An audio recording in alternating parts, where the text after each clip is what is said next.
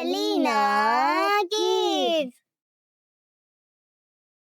हरियाणा नामी गांव में एक सुबह बहुत ही खूबसूरत होती है।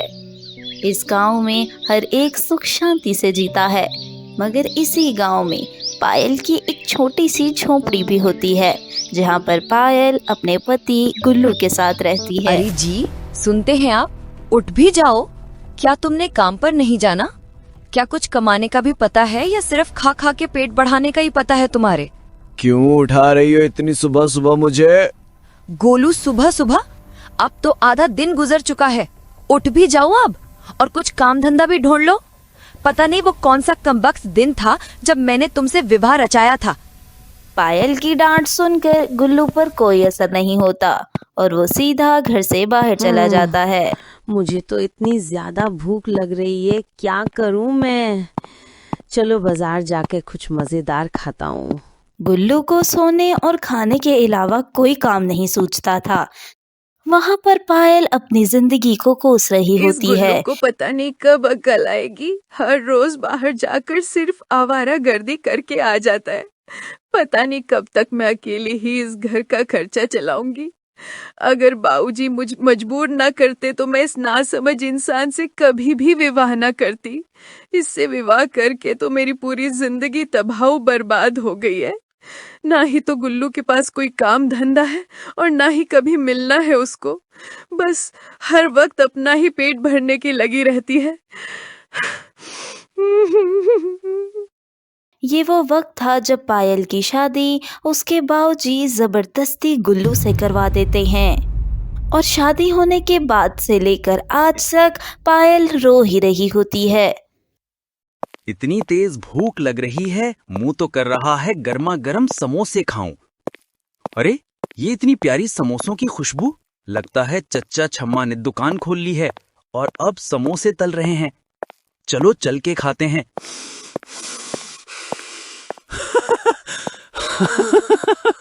और वहाँ गुल्लू बगैर किसी चीज की परवाह किए सिर्फ खाने के बारे में सोचता है। अरे भाइयों आ जाओ, खुशबूदार समोसे खा लो, स्वाद और मजा एक साथ पाओ। चाचा जी, जल्दी से 2 प्लेट समोसे लगा दो, बहुत तेज भूख लगी है। अरे गुल्लू, ये आवाजें मैं तुम्हें बुलाने के लिए नहीं लगा रहा हूँ। तुम्हें 2 प्लेटें तो क्या, मैं 1 समोसा भी ना दूं। तुम्हें कुछ याद भी है? पिछले 1 हफ्ते से तुम दर्जनों समोसे मेरे यहाँ से खा चुके हो, मगर एक भी समोसे के पैसे नहीं दिए तुमने। अब यहाँ से जाओ और पहले सारा पिछला हिसाब चुकता करो। अरे चाचा जी, नाराज क्यों होते हो?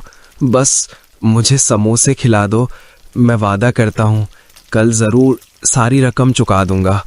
अगर कल मैं पैसे ना आया तो चाहे फिर कभी मुझे समोसे ना खिलाना।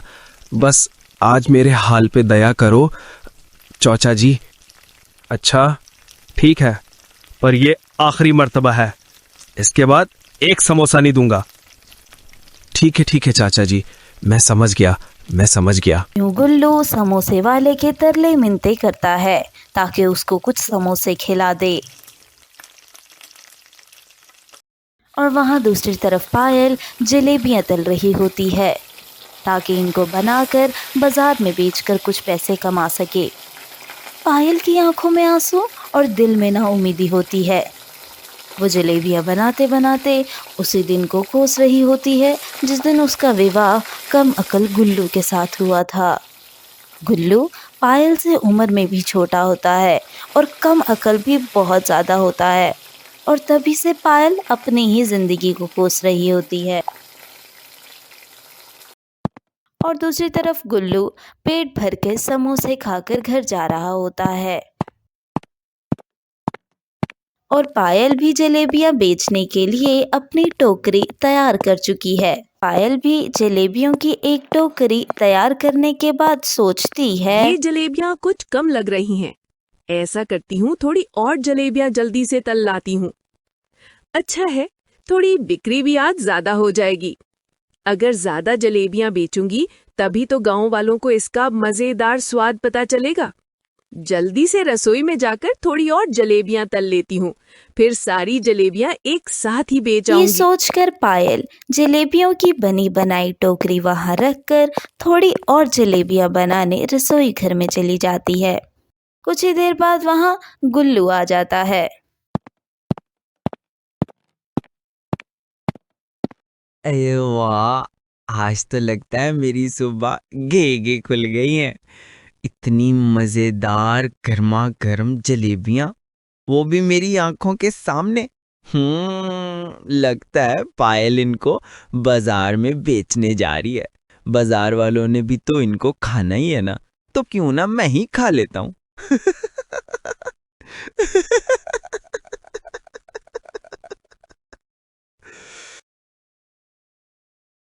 ये कहकर गुल्लू हंसते हंसते जल्दी जल्दी बगैर किसी की परवाह किए सारी जलेबियां खाने लगता है। पायल जलेबियों की टोकरी को खाली पड़ी देखकर हैरान हो जाती है। अरे ये क्या, सारी जलेबियां कहाँ चली गई?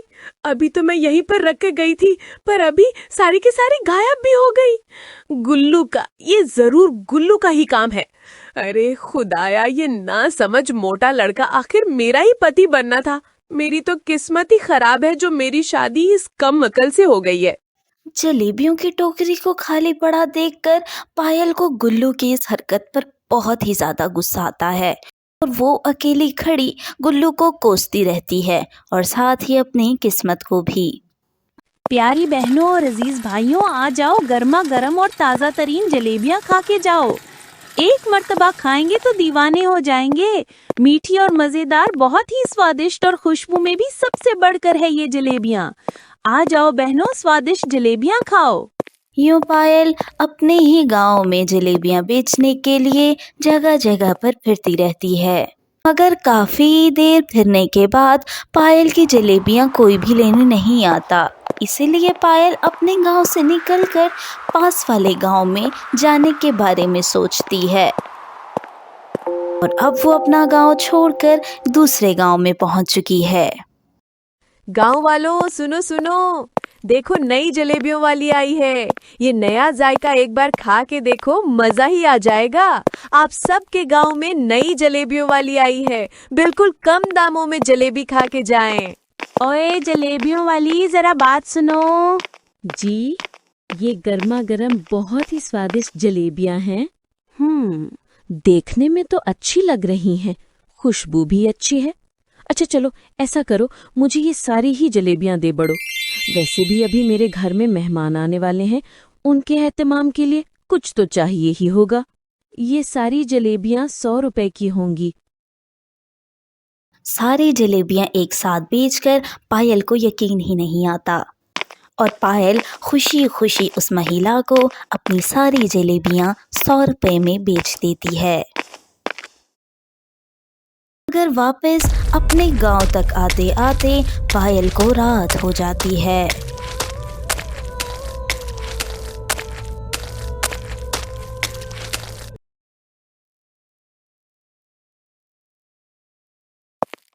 पायल, तुम आ गई? इतनी रात को आई हो? क्या तुम्हें अपने पति के खाने पीने का कोई भी ख्याल नहीं है? मुझे इतनी भूख लगी है और तुम इतनी रात को वापस आ रही हो? अच्छा, तो इस कद्दू जैसे पति को भी तो पत्नी का ख्याल होना चाहिए ना। जब से तुमसे विवाह किया है, एक भी रुपया कमा कर लाए हो तुम घर में? उस दिन से ही मैं ही जलेबियां बेच बेच कर गुजारा कर रही हूँ और तुम खुद तो कुछ करते नहीं, बल्कि मेरी बनाई हुई जलेबियां भी खा जाते हो। पता नहीं तुम्हारे पेट की ये भूख कब खत्म होगी। अच्छा, वो जलेबियां? वो तो मुझे भूख लगी थी तो मैंने खा ली। अगर तुम्हारे पति ने थोड़ी जलेबियां खा भी ली तो क्या हो गया है? चलो अब खाना बना लो, जरा जल्दी लाना। तुम्हें पता है ना, मुझसे भूख बर्दाश्त नहीं होती। यूं पायल गुस्से में गुल्लू के लिए रसोई में खाना बनाने चली जाती है। यूं परेशान पायल थोड़े से आटे से रोटी गूंथकर गुल्लू के लिए रोटियां बनाती है।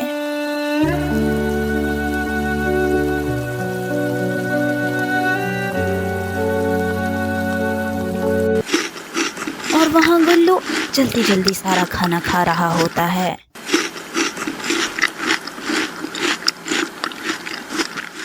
हे, आज तो रोटियां पका पका कर बहुत थक गई हूँ मैं। कमर में भी अब तो बहुत ज्यादा दर्द हो रहा है। पायल, अच्छा हुआ कि तुम आ गई। देखो ना, आज तुमने कितना थोड़ा सा खाना बनाया था। सारी रोटियां खत्म हो गईं। प्लीज मुझे 3 रोटियां और बना दो। मैं सच कह रहा हूं, मुझे अभी भी बहुत भूख लगी है। रे खुदाया, तुम सब कुछ खा गए और मेरे लिए भी कुछ नहीं छोड़ा। और अब घर में सारा आटा भी खत्म हो चुका है और सब मसाले भी खत्म हो गए हैं। अब कुछ भी नहीं बन सकता है। सुन लिया ना तुमने? पायल गुल्लू की थाली को खाली देखकर बहुत हैरान हो जाती है। और अब आधी रात हो जाती है। हर तरफ सन्नाटा और खामोशी छा जाती है। मैं क्या करूं?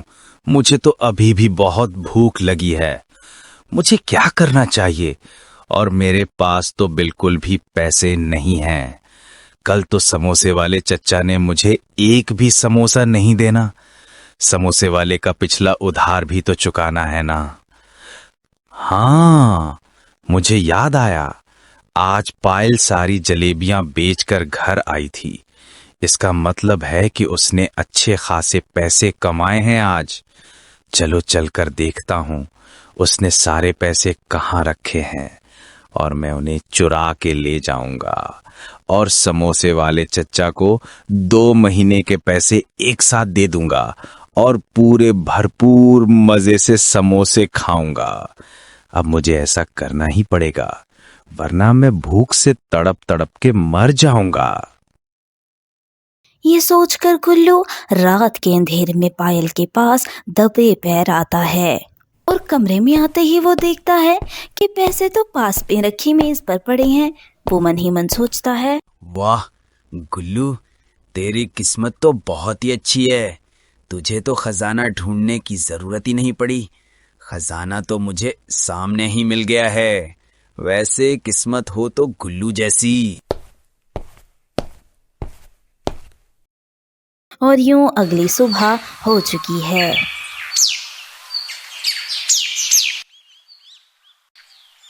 मगर आज पायल को रात की थकावट के बायस उठने में कुछ देर हो जाती है। कुछ ही देर बाद पायल उठ जाती है और वहां गुल्लू पायल के उठने से पहले ही बाजार में आकर समोसे खाने लगता है और खाते खाते कहता है, चच्चा जी, जल्दी से 2 समोसों की प्लेट और लगा देना। तुम्हारे समोसे तो वाकई में कमाल के हैं। और हाँ, मसाला अच्छे से डालना। और तुम्हारी चटनी ने तो कमाल ही कर दिया है। हाँ हाँ गुल्लू भाई, जितने कहोगे समोसे खिलाऊंगा। तुमने आज मेरे सारे पैसे चुकाकर मुझे हैरानी कर दिया है।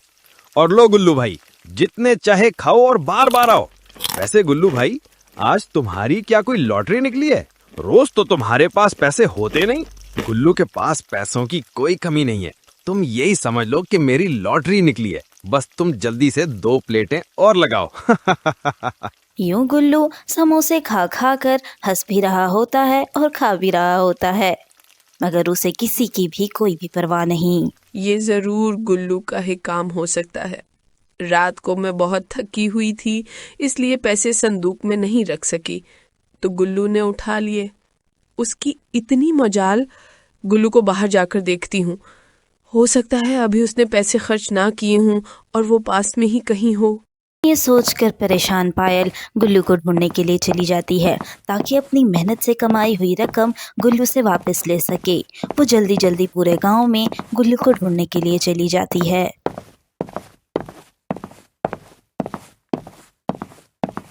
वो हर जगह गांव में गुल्लू को तलाश कर रही होती है।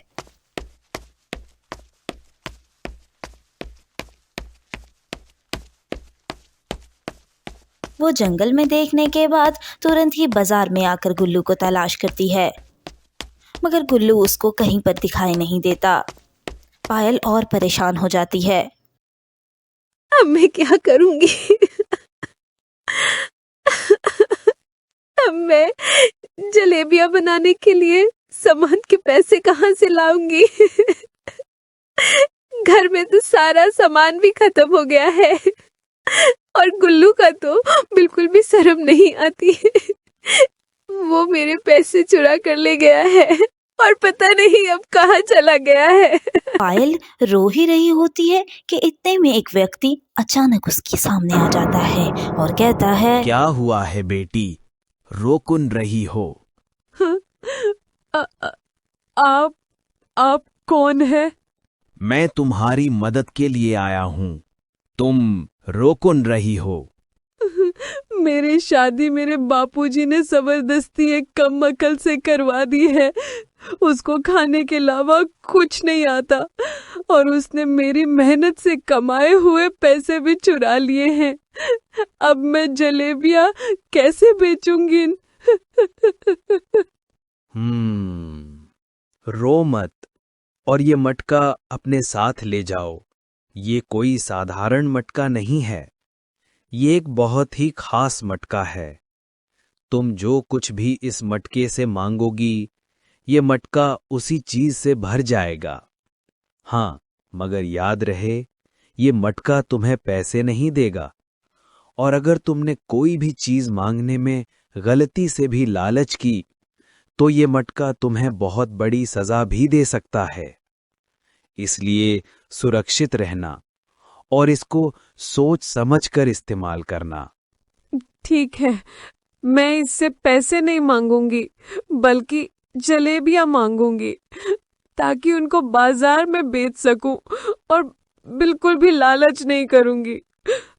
आपका धन्यवाद।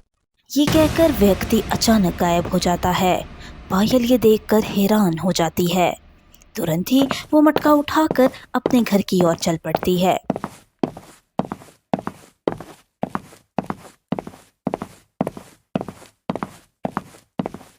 और अपने घर आकर मटके से कहती है, मुझे बाजार में जाकर जलेबियां बेचनी है, मुझे बेचने के लिए जलेबियां दे दो।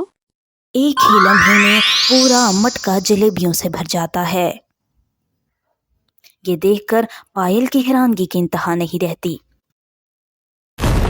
और दूसरी तरफ कम अकल गुल्लू दरख्त के पीछे छुपकर सब कुछ देख रहा होता है। गुल्लू अब उस मटके के बारे में सब कुछ जान चुका है कि ये कोई आम नहीं बल्कि जादुई मटका है। पायल के बाजार चले जाने के बाद गुल्लू तुरंत ही अपने घर पहुंचता है और देखता है कि मटका सामने रखा है।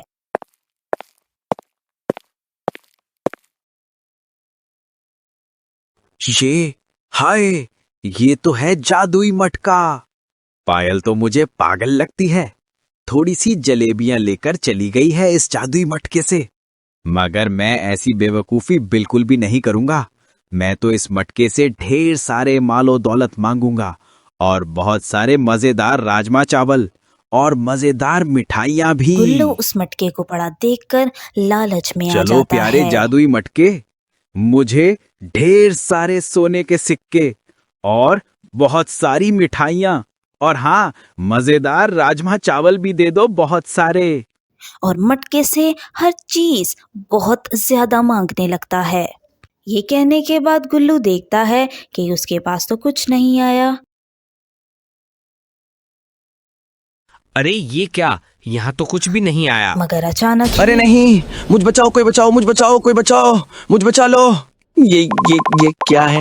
ये पायल, मुझे बचाओ, कोई तो मुझे यूं बचाओ। गुल्लू को अपनी लालच की सजा मिल जाती है।